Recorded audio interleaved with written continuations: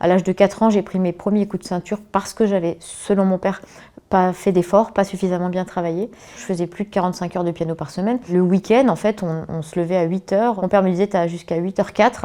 À 8h04, on se met au piano et ensuite, ça pouvait aller jusqu'à 1h, 2h, 3h du matin. Chaque jour de ma vie, je me suis demandé si je serais encore là le lendemain. Quand j'ai eu 2 ans et demi, donc j'ai commencé à faire du piano à raison d'une demi-heure par jour, ce qui est quand même déjà pas mal pour un enfant de 2 ans et demi. Et s'est mis en place en fait tout un système de punition, des privations de nourriture. Voilà, j'avais le droit de manger si j'avais suffisamment bien travaillé, des enfermements aussi à la cave ou dans ma chambre sans lumière. Le temps passé devant le piano a pris de plus en plus d'ampleur, en fin de primaire en fait. Et là, j'ai commencé à faire des concours nationaux, des concours internationaux. Donc, j'avais le droit ou pas d'aller à l'école, ça s'était décidé chaque matin et chaque début d'après-midi. Pour moi, le week-end, c'était terrible. C'est-à-dire que l'école finissait à 16h le vendredi et il fallait tenir jusqu'au lundi.